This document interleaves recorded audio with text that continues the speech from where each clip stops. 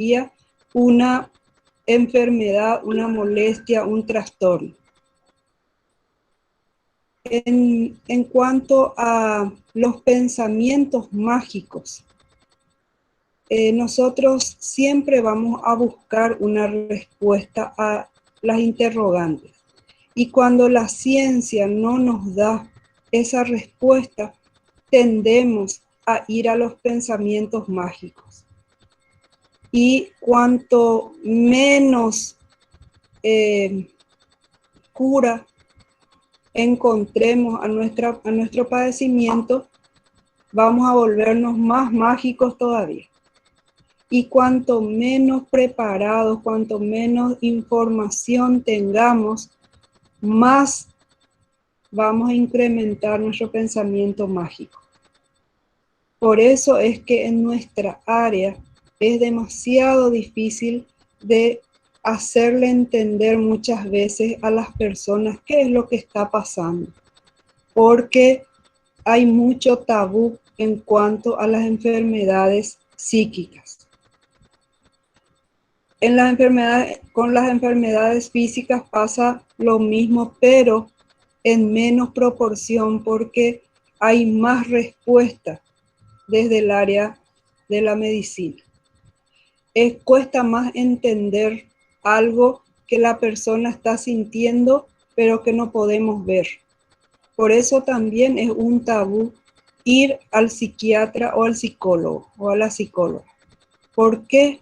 Porque es como que le hacen creer a la persona que ella nomás no está poniendo todo de su parte. Nadie duda de que a alguien le duele la muela cuando tiene la cara hinchada.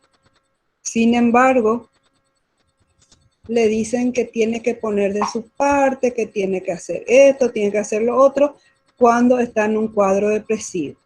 Como si fuera que la persona quiere estar en ese estado, que sabemos que no es así. Eso en cuanto a la unidad 1. No sé si hay algo que quieren que aclare más. Profe, los paradigmas, ¿puedes repetir, por favor, ahora que estás grabando? Así se queda en la grabación, por favor. Los paradigmas de Cartesiano y el Sí, los tres biopsicosocial. paradigmas que dijiste. Filosóficamente tenemos el monismo, el dualismo, el interaccionismo. El monismo se enfoca solamente o en lo psíquico o en lo físico y le da más prioridad a esa área. Por ejemplo, te dice que sin el cuerpo el alma no existe. Y los más espiritualistas dicen que el alma existe, pero se tiene que prender, digamos así entre comillas, al cuerpo. Y si el cuerpo no es nada sin el alma. Entonces, ese es el monismo. El dualismo te dice que existe un alma, existe un cuerpo, o existe una mente y un cuerpo, pero son sustancias diferentes.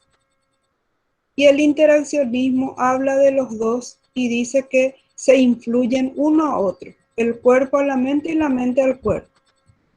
Y también tenemos nuestro paradigma biopsicosocial, que es el que estaba explicando recién, que el ser humano es un ser complejo, tiene un cuerpo, tiene una mente, tiene una sociedad, una matriz social que le va enseñando cómo comportarse dentro de su cultura.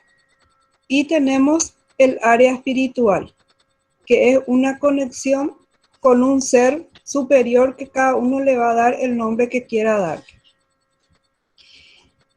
En el paradigma biopsicosocial se define la mente como el producto de los procesos cerebrales.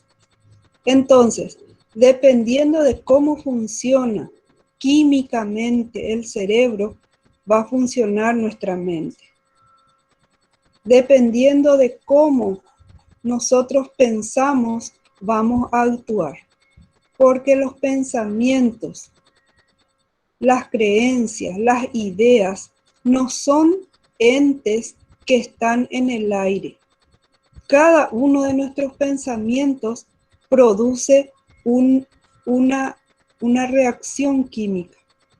Y esa reacción química lo que va a hacer es que nosotros sintamos de una forma diferente. Si yo tengo un pensamiento positivo, voy a tener una actitud positiva. Si yo tengo un pensamiento negativo, probablemente voy a ver las cosas de forma negativa. No voy a poder ver las cosas de la forma que a lo mejor ni veo como es correctamente esa cosa, porque estoy en una visión más negativa. Cada uno de nuestros estímulos, los estímulos que nos llegan, nos genera a nosotros una reacción química en el cerebro. Y de acuerdo con eso vamos formando nuestra mente. Y esa idea que se formó en nuestra mente, esa creencia que nosotros tenemos, se va guardando en unos lugares que son moléculas de proteínas que en el momento que necesitamos, eso con un poco de esfuerzo, nosotros recuperamos la información. Cuanto más antigua es la información, más duradera va a ser. Lo primero que se olvida es lo último que se aprendió. Entonces eso tuvo menos tiempo y se olvida más fácilmente. Ahora, si nosotros tomamos el paradigma cartesiano, vamos a ver que vamos a tomarle al ser humano como un cuerpo, sin tomar en cuenta la parte mental. Y eso deshumaniza mucho, porque nosotros como seres humanos tenemos que verle al paciente como seres complejos, pero que son un todo, que no se puede dividir, no se puede escindir. Una persona tiene una enfermedad física, pero sufre en lo psíquico. Una persona con un trastorno mental también tiene problemas físicos. Entonces, no podemos nosotros descuidar un área y atender solo otra área. A partir de ahí se da la enfermedad o la salud. Y eso históricamente ustedes tienen en los materiales cómo fue evolucionando. Y actualmente existe mucho pensamiento mágico, que es un pensamiento muy poco evolucionado, y también hay mucho de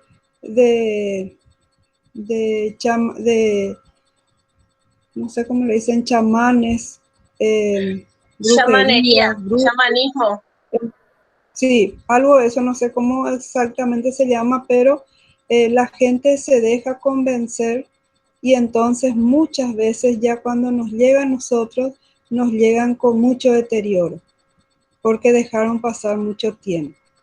Nuestro trabajo justamente es hacerles ver a ellos de otra manera lo que ellos están padeciendo, y eso hace que se pueda cambiar, se va cambiando la estructura del cerebro, porque se cambian las conexiones neuronales y se producen los cambios a nivel de, digamos, de estructura.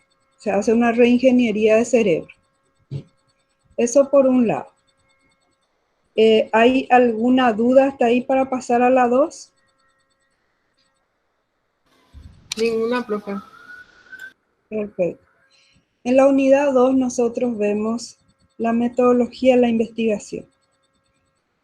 Y yo creo que ustedes ya tienen una base porque ya dieron anteriormente. Nosotros necesitamos investigar un problema. Cuando surge un problema en nuestro conocimiento, o sea, los epistemólogos dicen hay una laguna en el conocimiento.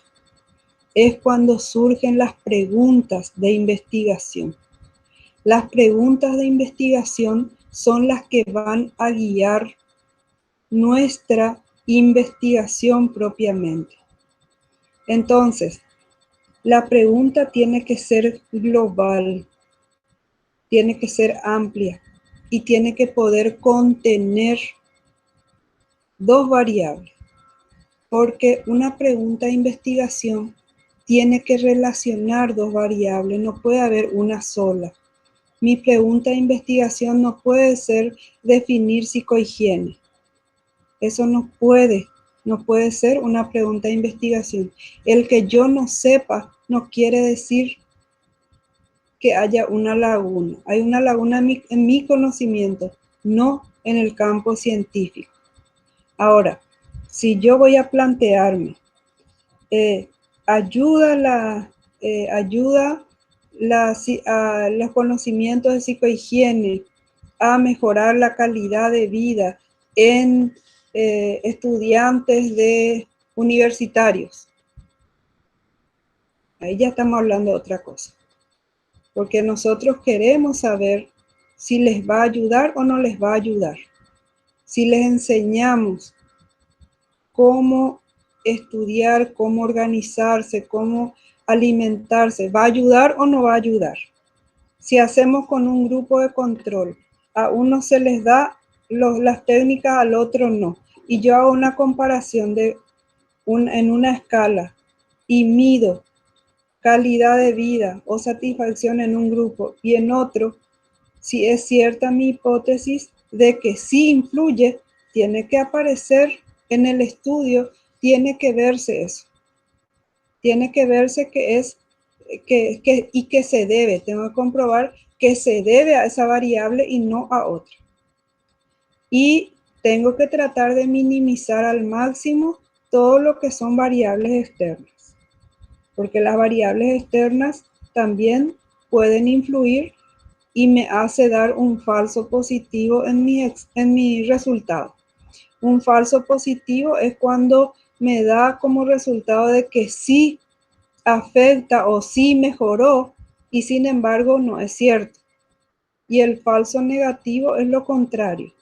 Cuando yo tengo como resultado de que no le afecta, de que no le sirvió y sin embargo no es así. Sí le sirvió, pero al tomar mis resultados me salió un falso negativo. Entonces, yo voy a tomar una pregunta de investigación y mi objetivo general tiene que responder a esa pregunta. Si es que mi pregunta es, ayuda a tener conocimiento de psicohigiene para aumentar la calidad de vida, entonces mi objetivo tiene que ser algo relacionado con eso. Analizar los resultados obtenidos y comparar tal. Pero le tiene que responder a esa pregunta.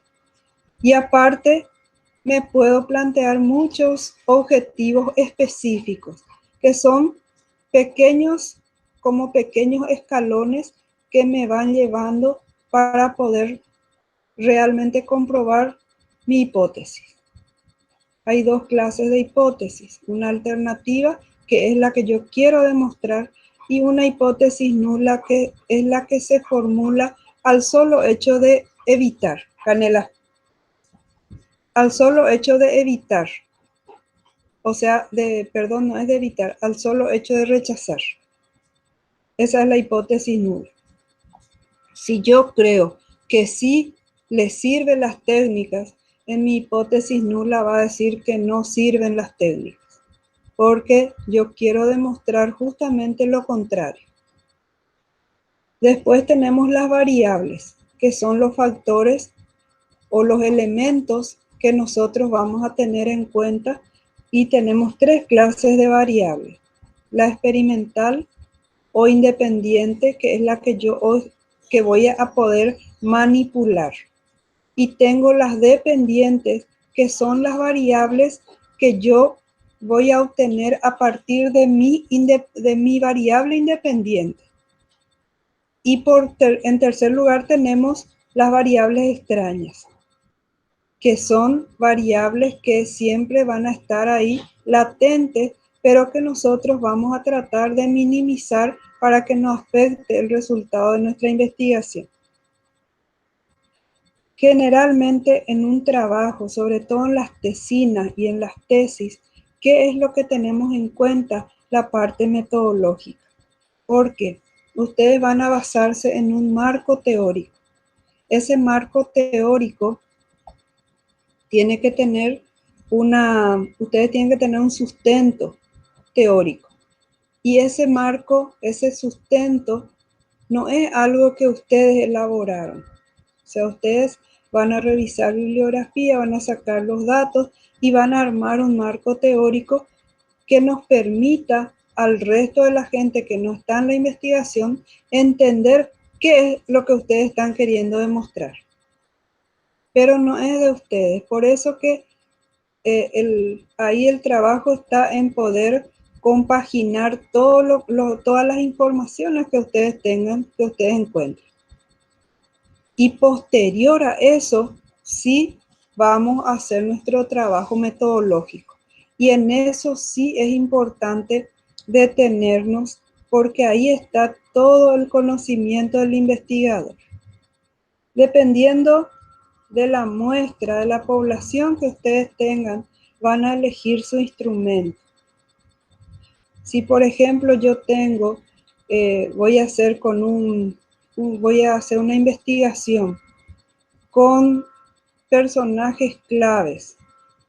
Entonces, yo a lo mejor tengo 10 personas con quienes voy a trabajar con respecto a un tema.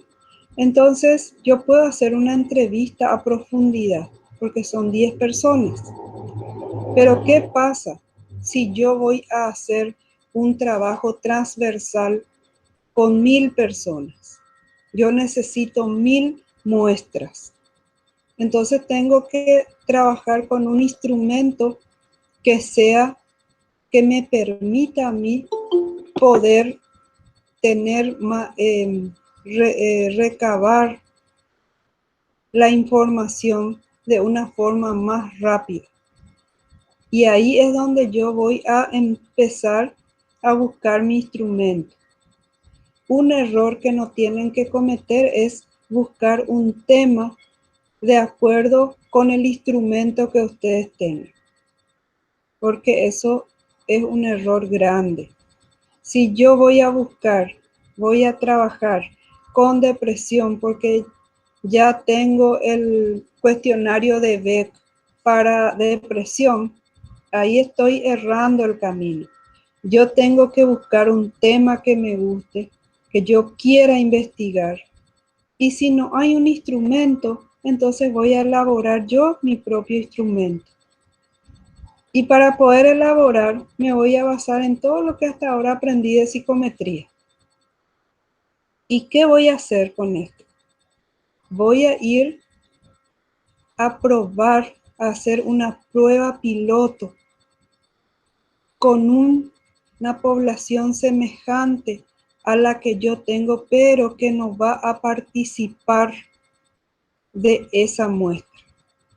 Pero tiene que ser semejante lo más parecido posible. Y ahí yo me voy a dar cuenta si hay preguntas que entienden o que tengo que modificar y todos los cambios que tengo que hacer para poder aplicar después a la muestra que realmente me va a servir como base de estudio.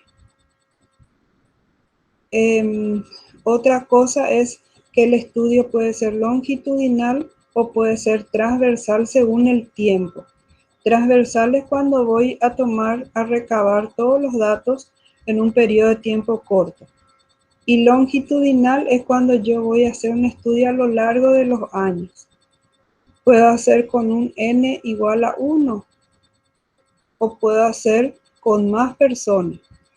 Puedo hacer un trabajo cuantitativo cuando voy a poner datos que se puedan cuantificar, traducir a números.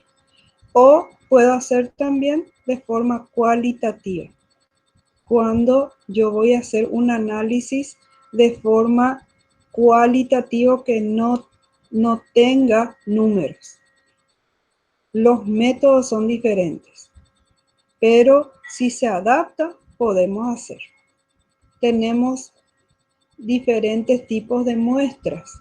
Depende si va a ser al azar, si va a ser estratificado. Podemos hacer un estudio que sea con grupo de control. Eso ya va a depender, todo va a depender del tipo de trabajo que yo quiera llevar a cabo. Puede ser exploratorio, puede ser descriptivo. Exploratorio generalmente se hace con un tema que no está todavía muy bien estudiado o que es un tema nuevo que surgió como ahora la pandemia y mucha gente comienza a hacer un estudio exploratorio sin tener mucho marco teórico. Entonces se encara de forma diferente. También se puede hacer un estudio que sea retrospectivo o un estudio que sea prospectivo.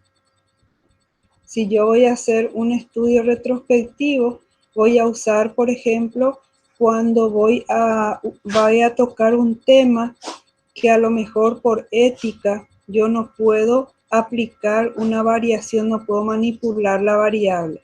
Entonces, voy a hacer retrospectivamente, voy a estudiar con un grupo ya estratificado de gente que esté con esa característica y con ellos voy a trabajar. O sea, mi muestra no va a ser al azar. Y esas son las cosas que van variando. Y después tenemos otra vez los diferentes paradigmas. Y podemos ver cómo a nosotros nos resulta más fácil trabajar. Pero básicamente es eso. Y todos mis objetivos específicos me tienen que llevar tienen que converger en el objetivo general. Y yo no tengo que hacer una pregunta que no tenga una función específica dentro de mi objetivo. Todas las preguntas tienen que ir con un objetivo mirando hacia el resultado final. No se puede hacer, por ejemplo, porque que no tenga una forma de compaginar con nuestro objetivo general. Sí o sí tiene que concluir. ¿Alguna pregunta?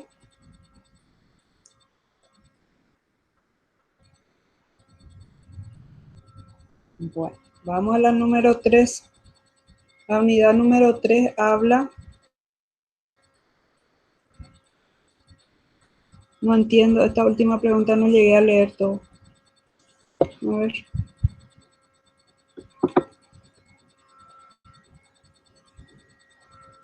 No, método de investigación y el Word de la investigación científica.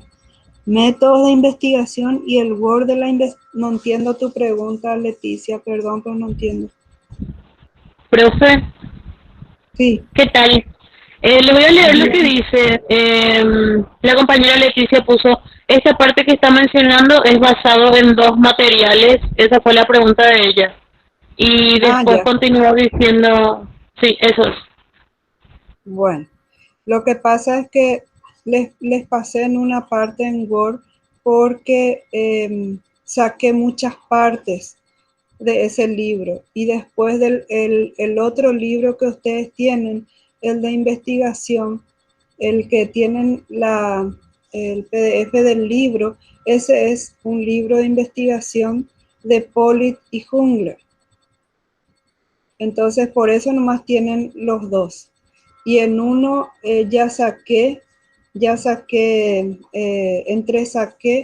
de otro libro que es también metodología de la investigación en ciencias de la salud. Pero es más o menos la parte de lo que les dije ahora y es un poco más para información de ustedes. Yo sé que son muchos materiales, pero en algún momento de su vida les va a servir. No se desesperen porque ustedes no tienen que aprender todo en memoria, todo eso. Obviamente que nadie les va a pedir que lean de memoria, que aprendan de memoria. Simplemente para que ustedes puedan tener materiales como para consultar. En la unidad número 3 hablamos de la prevención. Y en prevención también hablamos mucho de lo que es de la historia. Yo les alcé 3 capítulos que son prevención primaria, secundaria y terciaria de Gerald Kaplan, que es psiquiatría de la prevención. Entonces, es una fotocopia y en algunas partes a lo mejor no está muy bien claro. Entonces, si ustedes tienen alguna dificultad, me avisan. Es para que ustedes entiendan mejor, pero básicamente se divide en 3 y la promoción, que es el primer paso, en muchos libros van a encontrar que están como, se toman como equivalentes con la promoción primaria. Pero en realidad, si nosotros leemos bien, el concepto de promoción no está dentro de la prevención primaria. La promoción es dar información a la población en general. La prevención primaria es dar información a un grupo específico que está o que puede estar en riesgo. La promoción secundaria es la información que se brinda a un grupo en donde la enfermedad ya se instaló, pero está en sus primeros estadios. Y la promoción terciaria es una promoción que se brinda a un grupo en donde el daño ya está instalado. Y lo que se pretende es que ese impacto sea lo menos dañino o lo menos grave posible. Esa es la prevención terciaria. Si yo quiero hacer promoción de la salud, yo tengo que hablar de hábitos saludables, tengo que hablar de higiene del sueño, tengo que hablar de cómo nosotros tenemos que tomar decisiones apropiadas para cuidar nuestra salud. Y voy a hablar para toda la población. Si yo voy a hablar de prevención primaria, entonces probablemente voy a buscar un grupo en donde ese factor de riesgo esté presente. Por ejemplo, si yo quiero prevenir embarazos precoces, yo voy a hablar en los grupos de adolescentes. ¿Por qué? Porque los chicos creen que saben mucho, pero en realidad no es así. Ellos cometen muchísimos errores y en general nosotros creemos que la población en general sabe mucho de sexualidad, pero eso es mentira. Muchísimos tienen mitos en la cabeza, no tienen verdades. Ellos no tienen una información cierta. Y los adolescentes generalmente conversan más con sus pares que con adultos. Y al hablar con sus pares, están hablando con personas que saben lo mismo que ellos. Entonces, si yo quiero realmente hacer prevención de un embarazo precoz, de un embarazo no deseado, yo voy a intervenir con los adolescentes. ¿Por qué?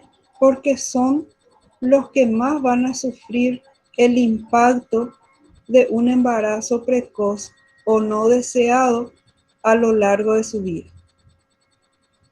Entonces ahí está presente ese factor. Y el factor de riesgo siempre va a ser una vulnerabilidad. Si yo voy a hablar de prevención de diabetes, probablemente voy a hablar en un grupo en donde familiares cercanos padezcan de la diabetes. Y ahí yo voy a poder decirles cómo hay que manejarse su dieta, sus actividades físicas, el estrés, cómo vamos a manejar para tratar de minimizar al máximo las probabilidades de que ellos padezcan de esa enfermedad. Esa es la prevención primaria. Si yo voy a hablar de prevención secundaria, yo voy a hablar con estas mismas personas, con esta chica que ya quedó embarazada, y voy a hablar con ella, voy a darles información a este grupo de adolescentes embarazadas de cómo seguir en adelante. No les voy a decir que hagan un aborto, por supuesto que no, pero sí para que tomen conciencia de cómo tiene que cuidarle a esa criatura, de cómo cuidarse para que no vuelva a embarazarse. Y todas esas informaciones, lo mismo una persona que ya le detectaron diabetes, le vamos a enseñar cómo va a manejar su vida, cómo va a manejar su alimentación para poder frenar, por lo menos frenar la evolución de esa enfermedad. Si voy a hablar de una prevención terciaria, probablemente yo voy a hablar de una rehabilitación a víctimas. Si es una persona que sufrió un trauma de la índole que sea, yo voy a tratar de minimizar ese impacto que le va a producir el trauma, porque el trauma ya ocurrió, yo no puedo borrar, ya está. Entonces lo que voy a tratar es de ayudarle a esa persona para que disminuya el impacto de lo que está viviendo. Esa es la prevención terciaria. Entonces, lo que yo quiero es que ustedes tengan bien claros los conceptos. Todo el material les va a dar una visión más acabada. Pero lo que es importante es que ustedes tengan en cuenta los conceptos. No se angustien por lo largo que son los materiales, porque ustedes van a rendir con su material, entonces no hay ningún problema. Solamente es importante que sepan dónde está la respuesta para su examen. ¿Alguna pregunta en esta unidad 3?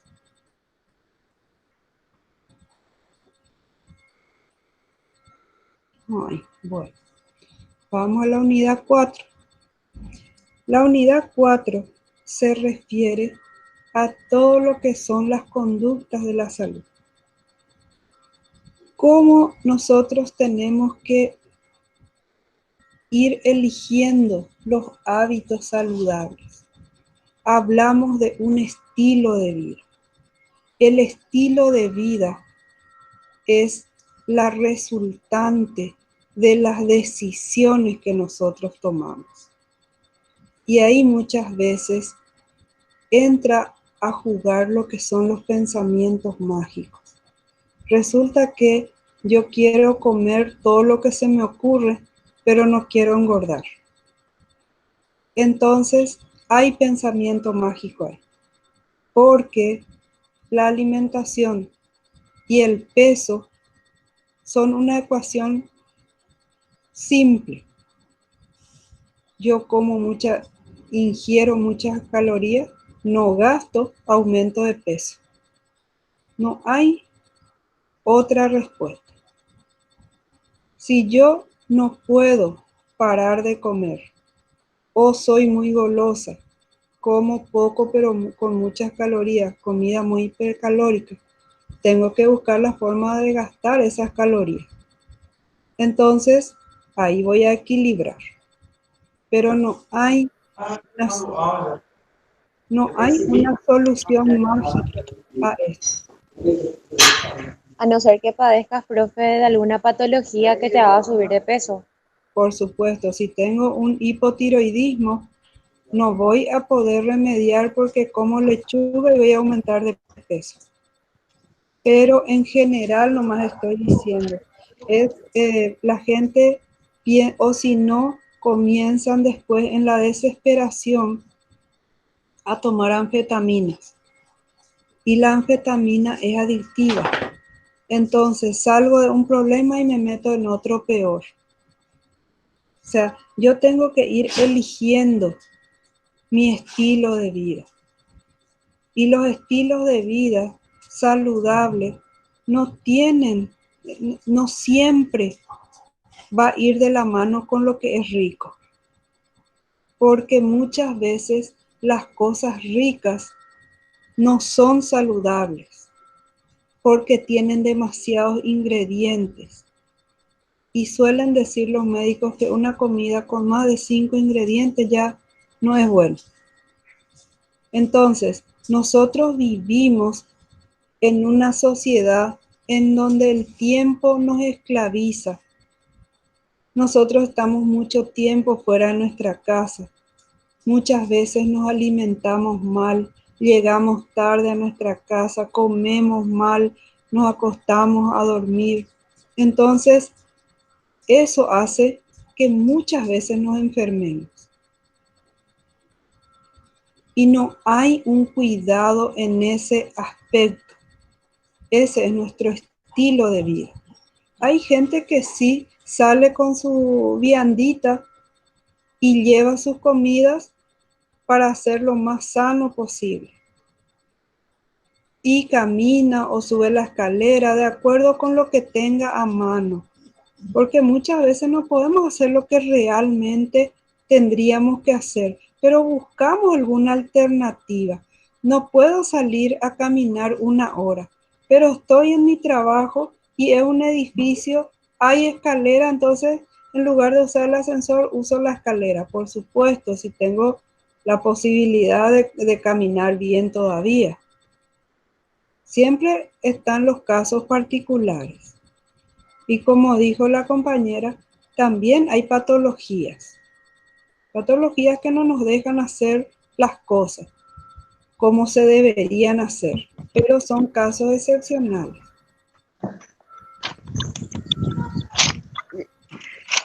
Rebeca, ¿quiere decir algo? Quería contar un poco mi experiencia, que yo también sufro una patología y me tengo que cuidar muchísimo en lo que es la alimentación. Y sí, como dijiste, estamos fuera de casa y tengo que llegar en ese poco tiempo a hacer toda mi vianda para el día siguiente. Y en todos lados me tengo que ir con mi vianda. Así mismo, así mismo. Y lastimosamente, nosotros, por ejemplo, tenemos una alimentación muy basada en hidratos de carbono y en azúcares. Nuestra base de alimentación es grasa, hidratos de carbono y azúcares. Entonces se hace muy difícil porque nosotros salimos y lo más fácil de encontrar es un sándwich o una empanada. Fritura, harina, comemos alimentos procesados de a lo mejor mucho tiempo. Es muy difícil cuando llevamos un estilo de vida así en el que corremos y no podemos nosotros dedicarnos adecuadamente a nuestra alimentación. Muchas veces podemos cuidar nuestra alimentación, pero no tenemos tiempo para hacer actividad física, por ejemplo. Entonces, yo no me puedo ir a caminar 1 hora porque no tengo ese tiempo, pero a lo mejor puedo aprender a hacer unos ejercicios de relajación en donde estoy, sentada, parada, donde sea, pero me está ayudando a mover los músculos. Esas son las alternativas que tenemos que ir encontrando. Otra cosa que están los hábitos. Y los hábitos son muy difíciles de modificar porque son son conductas aprendidas y conductas muy arraigadas. Son conductas que cuestan mucho de modificar porque ya son automáticos en nosotros y por eso se hace difícil. Sin embargo, no hay nada que no podamos cambiar. Y otra cosa que estamos con el tema de los determinantes de la salud. Los determinantes de la salud ustedes tienen ahí. Y, cómo no, Francis, no hay problema. Hay creencias, hay percepciones, hay formas de que... Un ratito, chicos, por favor, un ratito.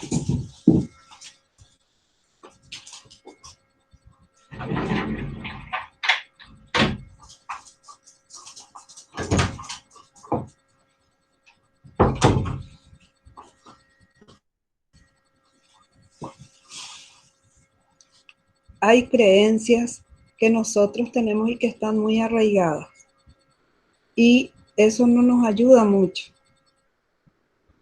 Gente, por ejemplo, que tiene un concepto errado de la alimentación. De modificar. Ejemplo, mezclar todo lo que sea una molécula compleja con una simple. Si nosotros comemos un asado, deberíamos comer primero la ensalada y después la carne. La carne es más complejo de digerir. Pero nosotros comemos todo junto, el asado, con la ensalada, con la mandioca, con la sopa, con el chipaguazú, con lo que haya. Entonces, nuestra digestión de nada, nuestra digestión se hace mucho más pesada. Y al volverse una digestión compleja, eso hace que la circulación no sea buena. Y nos da una pesadez. Si cenamos así de esa manera, probablemente no vamos a levantarnos muy descansados. Vamos a levantarnos como si estuviéramos pesados o pesados. Entonces, es bueno comer frugalmente en la noche. Después estamos muy acostumbrados a las gaseosas y a los jugos azucarados. Tendríamos que tomar agua con las comidas. Y los jugos de fruta tomar lejos de las comidas. Y tratar de no comer los jugos, de no tomar, los jugos azucarados. Pero eso es medio difícil, porque estamos muy acostumbrados. Y después están las decisiones que cada uno va tomando. Y eso ya depende de su personalidad. Como siempre decimos, la gente te dice, no te dice, pero el que fuma, por ejemplo, de algo hay que morir. Ustedes mismos me decían la vez pasada, de algo hay que morir. O la persona diabética no tiene que comer dulce, ningún tipo de azúcar. Y te dicen la misma cosa, porque es más difícil la fuerza de voluntad.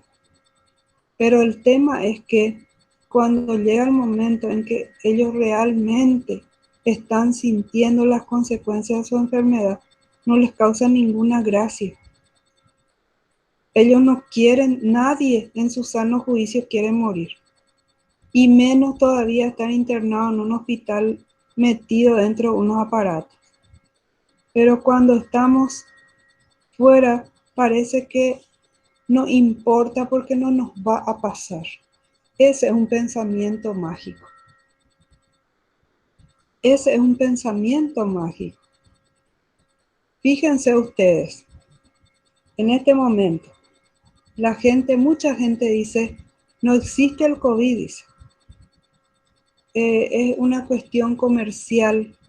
Quieren nomás hacernos creer para lucrar con nosotros. Acepto. Ese es su pensamiento. Cuéntenme si ustedes tienen a alguien que le tomó el COVID de la forma más compleja y que pasó por la terapia y que estuvo 13 días de cúbito ventral, acostado sobre su estómago, a ver si les gustó la experiencia. Y esas personas que estuvieron sin poder respirar con un respirador, que salieron, sí, ahí está. Es que la gente no toma conciencia mientras que no le pase a alguien cercano. El hecho de que nos den el permiso para hacer una fiesta de 30 personas no quiere decir que tengamos que hacer la fiesta con 30 personas. Todo es otra vez una presión. Hay mucha presión porque la gente quiere salir a trabajar, porque la gente necesita un ingreso, porque la gente, los empresarios también necesitan mantener sus empresas y se entiende, pero el hecho de que a nosotros nos den permiso no quiere decir que tengamos que hacer. Cada uno tiene que ser responsable de lo que hace. Yo no le puedo sacar a arriesgar a mi hijo o a mi hija, a mi papá, a mi mamá, a mi abuela, a mi abuelo. Porque si yo salgo, yo puedo traer el virus a mi casa. A lo mejor a mí no me mata, pero a lo mejor a mi abuelo, a mi tío, a mi papá, a mi mamá le va a matar.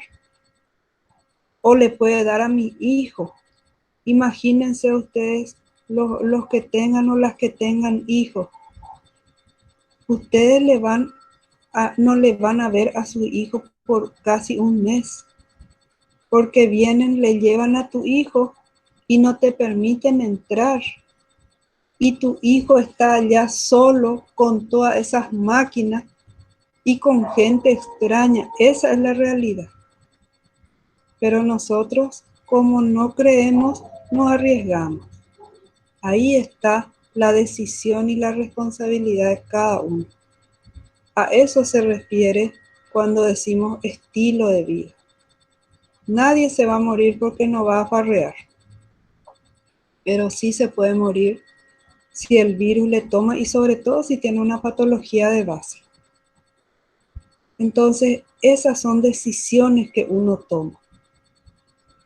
A veces nosotros normalizamos lo que no es normal, porque todos hacen, creemos que está bien y no es así.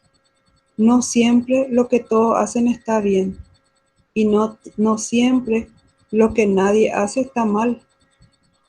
Cuesta más nomás seguir lo que nos da gusto. Porque da más gusto darnos a nosotros nuestra propia satisfacción, complacernos y no estar aguantando la frustración de no tener. Esa es la diferencia. ¿Alguna pregunta sobre estilos de vida?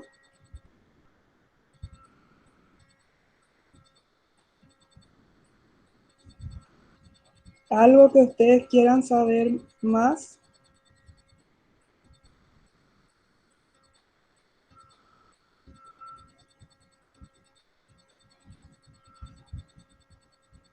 ¿No?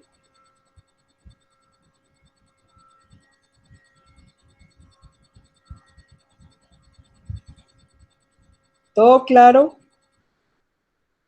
Sí, profe. Excelente. Entonces vamos al estrés.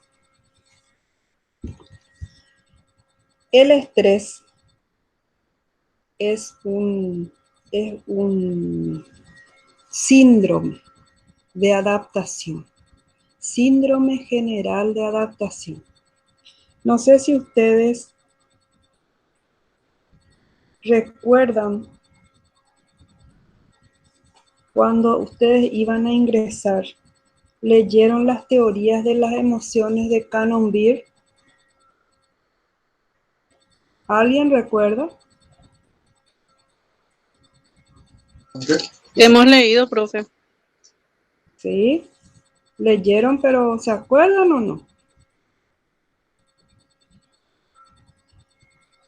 No importa. Creo que trataba de las situaciones que nos producen el estrés y que una Sí, persona hace todo lo posible por adaptarse a esa situación y si no se produce la adaptación, pasa por un periodo de estrés.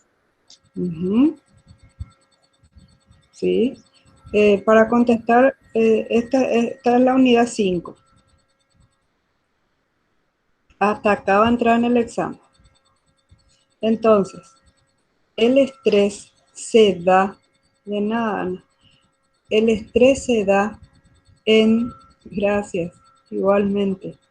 El estrés se da en una situación nueva, sea cual sea. El estresor es un factor que produce estrés. El factor el estresor puede ser algo lindo, puede ser algo no tan lindo. Ejemplo, yo tengo un hijo, ese hijo puede ser un estresor, la maternidad puede ser un factor estresante. ¿Por qué? Porque es un cambio. Estoy con una personita que es tirana, que no le importa si yo quiero dormir o no. Me tengo que levantar a darle la leche. Me tengo que levantar a cambiarle sus pañales de noche. Entonces, es algo muy linda la maternidad, pero es estresante. El matrimonio. Yo me caso con la persona con quien amo, pero es estresante porque es un volver a adaptarse, volver a acostumbrarse. Yo tengo que ir compaginando mi vida con la vida de esta persona. Entonces, se da un cambio. Cuando esos cambios se alargan, producen un estado de estrés un poco más elevado. Si es que nosotros sentimos como que esa situación nos está produciendo un malestar, decimos que es un distrés. Ese estrés en un grado óptimo que me permita a mí tener la fuerza para poder enfrentar esa nueva situación, decimos que es un grado de eustrés, o sea, es un grado apropiado. Y el distrés es cuando se da de una manera en que a mí ya me afecta y me vuelve disfuncional. Esos son los grados. El distrés, el eustrés. El nombre así genérico es estrés. Y el primero que pudo identificar bien, estudió y le dio un nombre y además de eso nombró las etapas, es un médico de nombre Hans Selye. Y él identificó 3 etapas, que para ser más fácil nosotros le vamos a poner las tres etapas con A: alarma, adaptación y agotamiento. En algunos casos van a encontrar alarma y van a encontrar resistencia y agotamiento. En otros casos, agotamiento van a encontrar como extenuación. Para cada una de estas fases tiene un asiento biológico.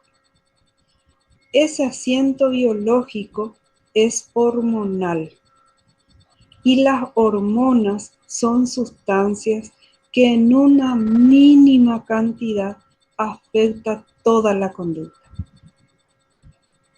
Entonces, ¿cómo se inicia el estrés?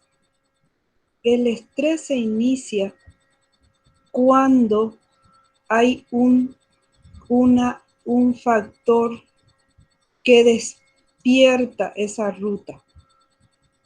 Y la ruta fisiológica del estrés empieza en un área del cerebro en donde se guardan los recuerdos. Y de ese hipocampo pasa al hipotálamo. Y el hipotálamo es el encargado de mandarle el mensaje a una glándula muy pequeñita que se llama hipófisis. También es conocida con otro nombre, la pituitaria. Es una glándula muy chiquitita. No pesa ni 1 gramo y no mide ni 1 centímetro, pero es la encargada de producir unas hormonas que se llaman estimulinas y produce estimulinas específicas para cada una de las otras glándulas. Por eso se le llama la glándula maestra, porque produce hormonas específicas para cada hormona. Sí, glándula maestra.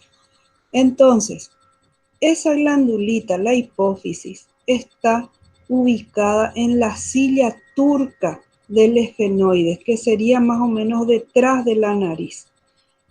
Mucha gente desarrolla un tumor de hipófisis. La hipófisis tiene 2 partes. La parte anterior, que es de tipo adrenérgica, hormonal, y la parte posterior, que es la parte nerviosa. Cuando los médicos deciden extirpar el tumor de hipófisis, no es que le van a cortar la cabeza, sino que se le extrae por el paladar, porque está sentado acá, justo detrás de la nariz, tenemos el esfenoides, que es como una silla, o sea, tiene esta forma, ángulo recto, por eso se le llama silla turca. Del hipotálamo se le manda la alarma a la hipófisis y la hipófisis genera lo que se llama la adenocorticotropina, que es la estimulina, es la hormona que va a ir a estimular a la zona cortical, corticoestimulina, va a ir a la zona cortical de las suprarrenales, que son 2 hormonas, 2 glándulas que están encima, una arriba de cada riñón, por eso es suprarrenal. Esa misma, la corteza, va a generar otra vez un aviso que se va a ir por la adenocorticotropina, va a ir hasta la médula de la suprarrenal. Y allí se va a producir la hormona que va a activar todo el cuerpo, que se llama adrenalina. Entonces, ¿qué es lo que va a pasar en el cuerpo? Como el cuerpo no sabe, el cerebro no sabe distinguir. El cerebro no sabe si el peligro es real o es imaginado. El cerebro no sabe si el peligro es grande o es chico. Reacciona igual. Puede ser que sea una soncera, pero nuestro cuerpo reacciona igual a que alguien nos esté apuntando con un revólver. ¿Por qué? Porque es un sistema de defensa. El cuerpo se prepara para correr o para pegar. Y en ese momento, toda la sangre se va a los músculos estriados, que son los músculos voluntarios, los que nosotros podemos mover a voluntad. Y también se les llama músculos esqueléticos, porque son los que cubren los huesos. Y tenemos los músculos lisos, que son los músculos de las vísceras, que nosotros no podemos manejar a voluntad. Esos músculos lisos se quedan con un mínimo de irrigación, de manera a permanecer con vida, pero toda la sangre se va a los músculos esqueléticos, de manera que tengamos fuerza para poder pegarle a alguien o para poder correr. Esa es una respuesta muy antigua de nuestro cuerpo y que nos permite sobrevivir. Cuando el estímulo que llega al hipotálamo le significa algún tipo de peligro, es cuando se comienza a activar esa ruta psicofisiológica. Y el cuerpo queda totalmente preparado para esas dos funciones, o correr o pegar. Pero la historia es que tiene que defenderse. Y en esa defensa, el cuerpo se encarga de que los dos órganos más importantes estén protegidos, el corazón y el cerebro. El resto se queda con un mínimo de lo que es la irrigación sanguínea.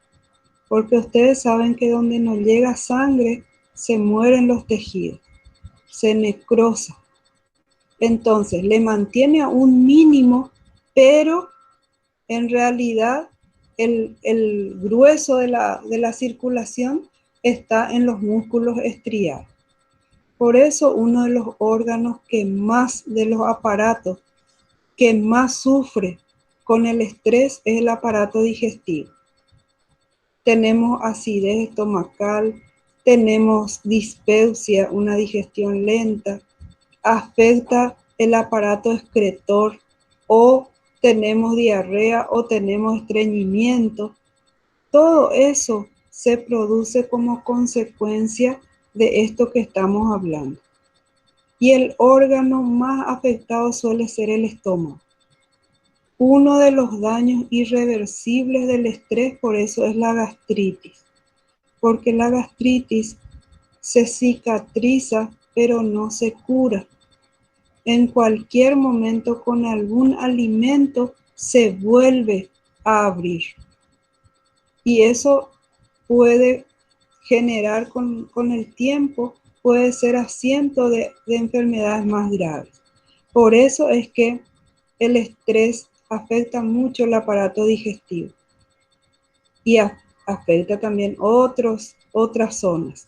Solamente que puede producir daños que sean reversibles o daños que sean irreversibles.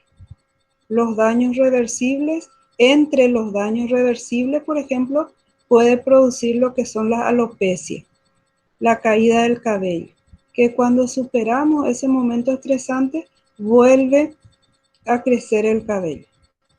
Y uno de los daños irreversibles es como dijimos, la gastritis. Es más, un estrés muy prolongado puede producir la muerte, porque es tanto el esfuerzo que hace el endocardio, que es la parte del tejido del medio del corazón, que es el corazón propiamente dicho, que puede llegar a romper alguna arteria, alguna vena, y se produce un infarto. Entonces, nosotros tenemos que estar cuidando esa parte de nuestra salud. Tenemos que cuidar que el estrés no nos haga ese daño, y para eso nosotros necesitamos prevenir. La alarma, la etapa de la alarma es la etapa en que se activa toda la ruta. Pero cuando ese periodo de adaptación se hace muy largo, es cuando se producen los daños. Y después se produce la extenuación, o el agotamiento.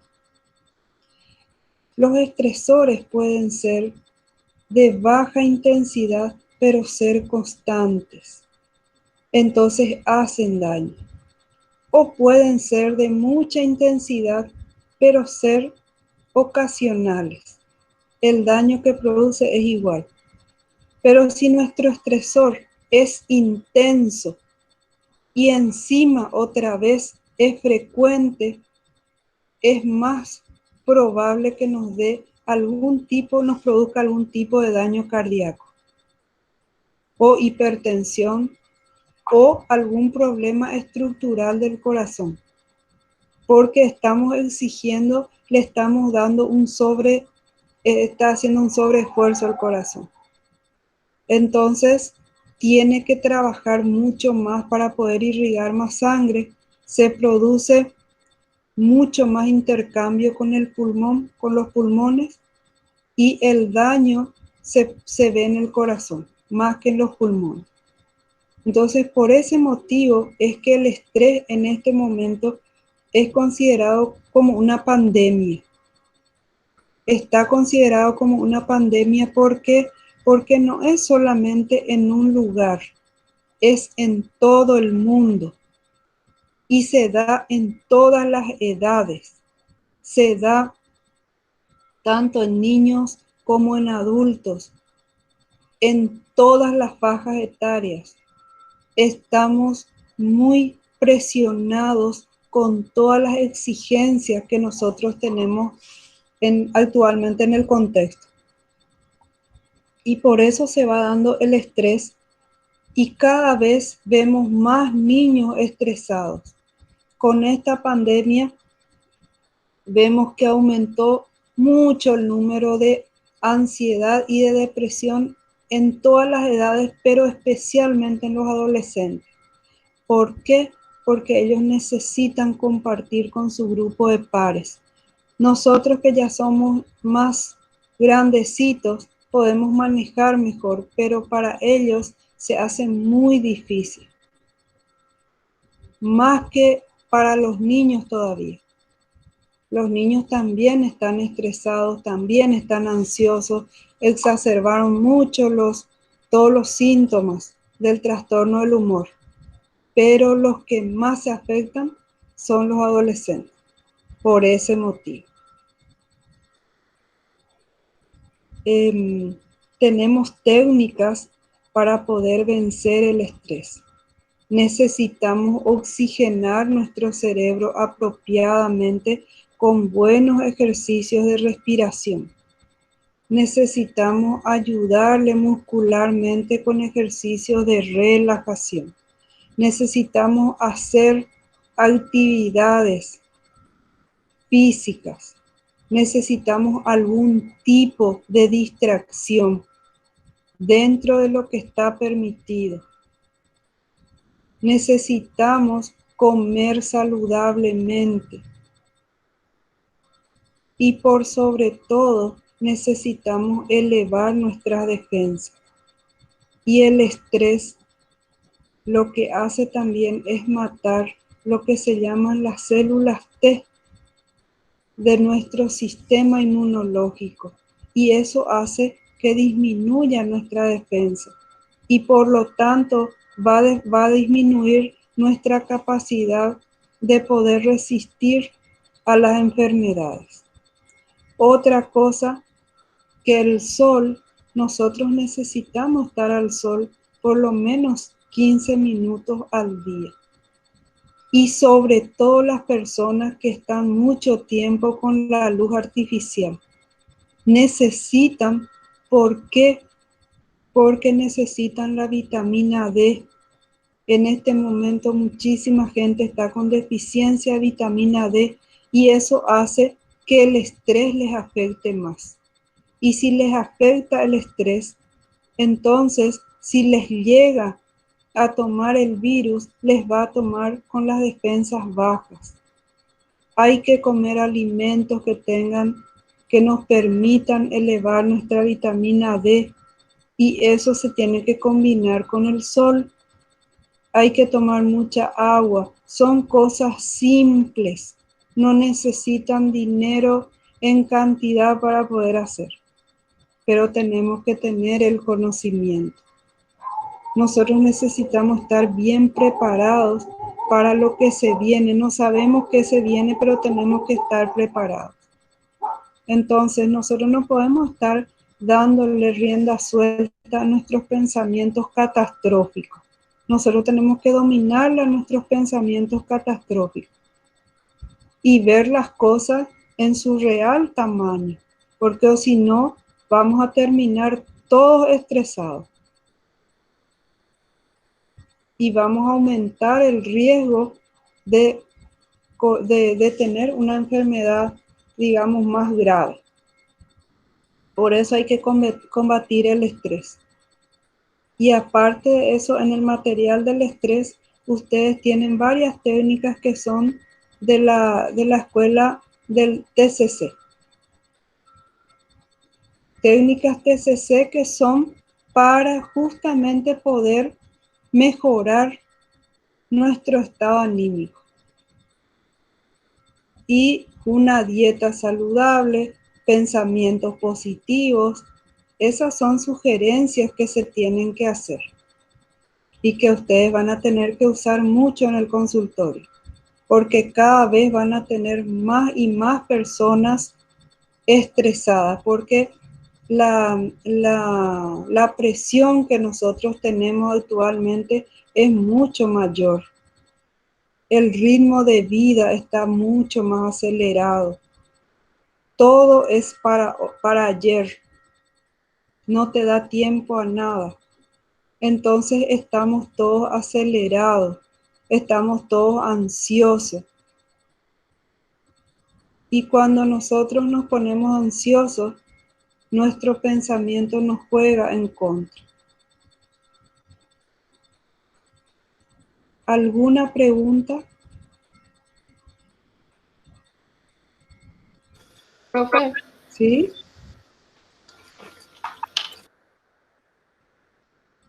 Te escucho, Carmen. tenía eco nomás, por eso quería arreglar mi audio. Ya. Profe, en los adolescentes se puede aplicar también estas técnicas de relajación, respiración, ¿verdad? Para el tema del estrés. Totalmente. Desde los niños chiquititos se aplica. Pero ¿Sí? no hay ningún cuidado especial que se le pueda dar cuando están muy estresados, porque yo, por ejemplo, le noto a mi hermanita que está súper estresada con el tema de las tareas virtuales, que no puede ir a ningún lado. Y Sí.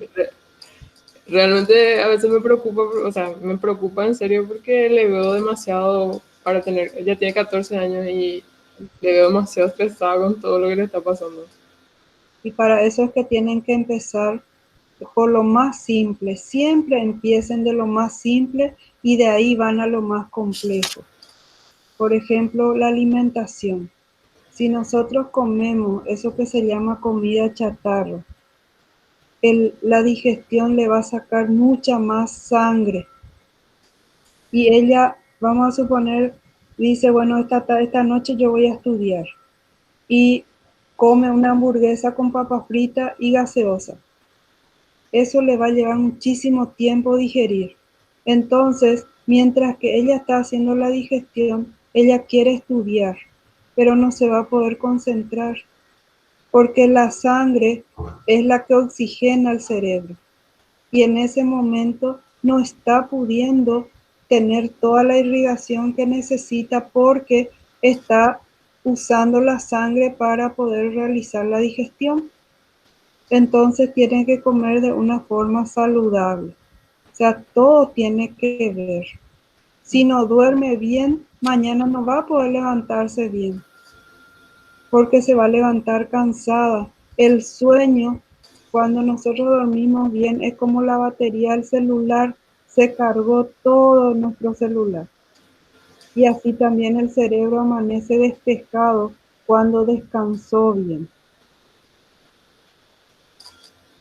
Cuando uno cena frugalmente, duerme mejor. Tenés que tomar agua más a la mañana y hacia la tarde ir disminuyendo.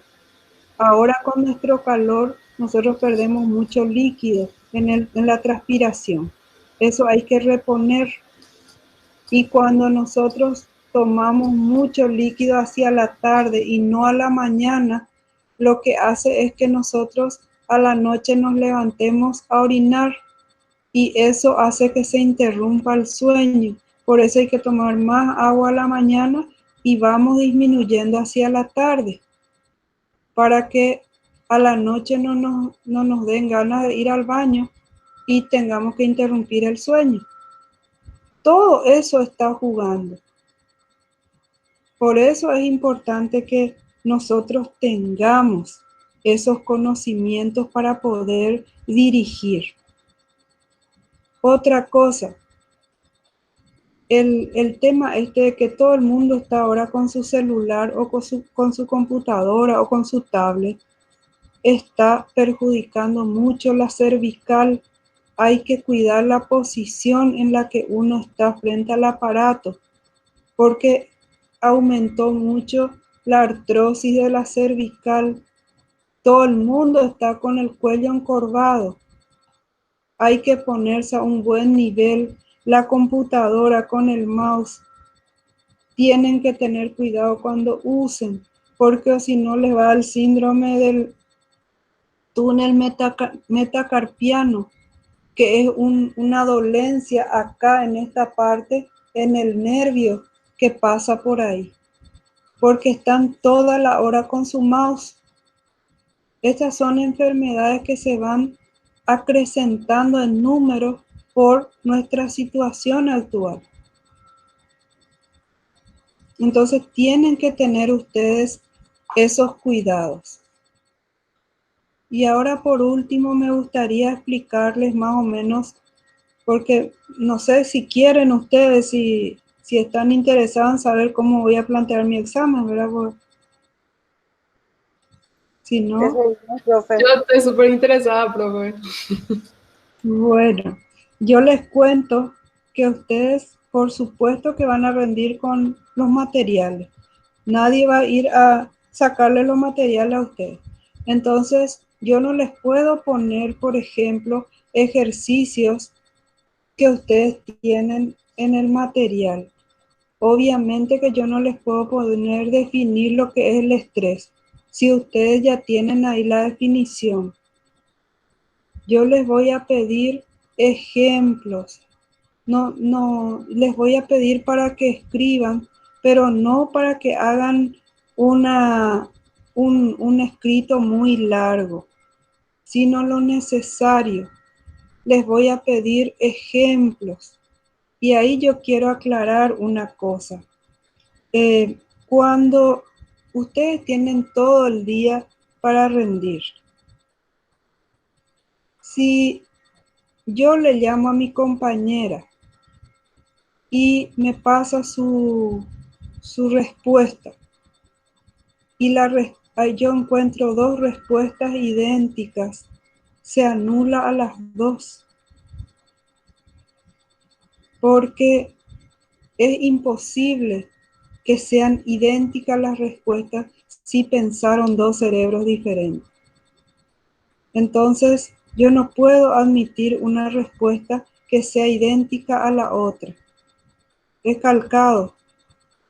Aparte de eso, tengan en cuenta que yo contemplo que ustedes tienen a su alcance muchísimas fuentes de información, no solamente los materiales. Ustedes tienen el WhatsApp para comunicarse las respuestas. Tienen los materiales que yo les alcé a la plataforma. Entonces mi examen se tiene que plantear de una manera en que ustedes puedan entender el concepto, pero que puedan aplicar. Porque si no sería una burla. Yo no les puedo poner, por ejemplo, algo que ustedes tienen en el material y les pongo falso o verdadero. No tiene sentido eso. Para mí, por lo menos. Entonces, lo que voy a hacer es que yo quiero que ustedes entiendan los conceptos y que puedan aplicar. Si yo les pido un ejemplo de algo, lean ese algo y a partir de ahí ustedes van a hacer su ejemplo. Todos ustedes son seres pensantes, son inteligentes. Entonces, si ustedes tienen los materiales, leen el concepto, van a poder tranquilamente responder.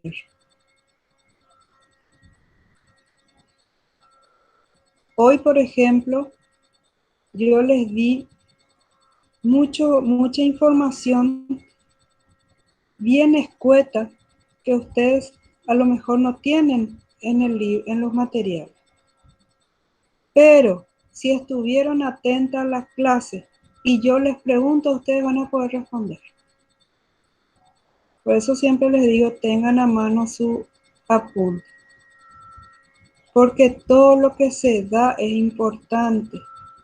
Entonces, si ustedes están atentas o cuando vuelvan a escuchar en la grabación, ustedes van a poder recordar después. Porque esa es la idea, que ustedes puedan entender el concepto. Porque ustedes van a ir después a cotejar con sus libros. Nosotros vamos a seguir estudiando toda la vida, no es que ustedes se reciben y ya no van a volver a sus libros. Nosotros siempre estamos con nuestros libros cerca. Eso es para todas las ciencias. Entonces yo no pretendo que ustedes tengan una memoria gigantesca. Solamente quiero que tengan razonamiento, porque esa es la vida profesional. Yo tengo que ir juntando pedacitos, y a partir de esos pedacitos formar el todo que me va a dar el diagnóstico. Y eso es lo que ustedes van a hacer. Entonces, lean todos los materiales, por lo menos sepan dónde están las respuestas, para que cuando a ustedes les salga, vamos a suponer, yo les pongo un tema sobre vida saludable.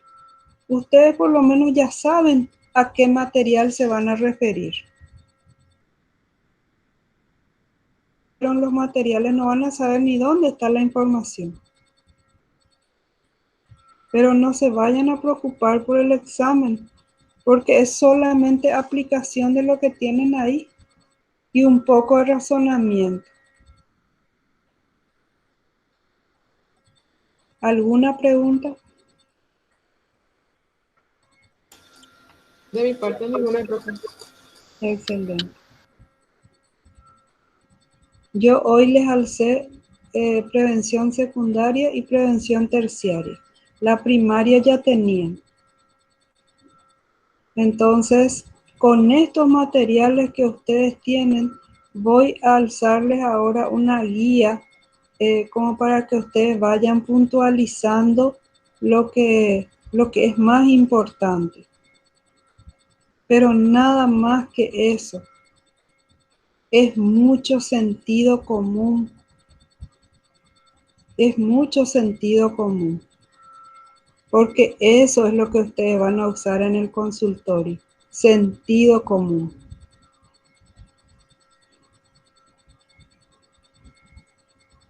Ahí no van a venir ustedes con sus libros. Ustedes van a tener que recurrir a lo que ya tienen en su cabeza y a lo que es los conocimientos previos. Y con eso ustedes van a ir haciendo. Y con eso van a ir ganando confianza.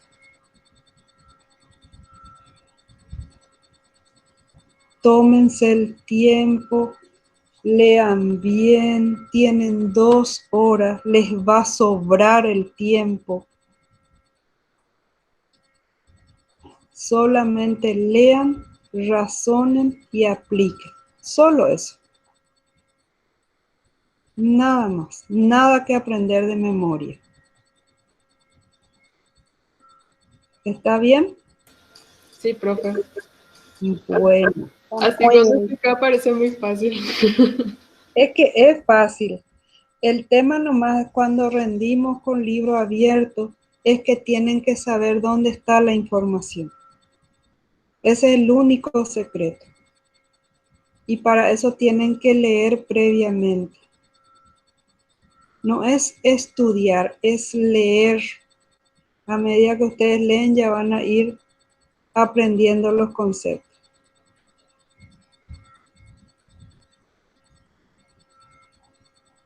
Ok, profe. Nos vemos el sábado Sí, profe. Sí, a profe, las vamos a 2:30. A las 2:30 nos vemos. Está, profe, muchas gracias. Listo, estoy tratando de compaginarles en orden distintos libros para que ustedes puedan tener más información del Roger, que tampoco van a aprender de memoria. Y vamos a hacer un nuevo protocolo. Ya tenemos los protocolos, profe. Tienen ya unos cuantos, pero les voy a alzar uno que quiero que lean, que quiero trabajar. Ok. Pero no se preocupen todavía, eso ahora el día nomás por ese en el momento vamos a hacer. Está, profe, Sí, muchas profe, gracias. gracias. Bueno, hasta mañana, hasta el Hasta mañana. sábado. Chao, Chao, chao. Chao, profe. profe. Que estén muy bien. Chao. Chao, chao, chicos.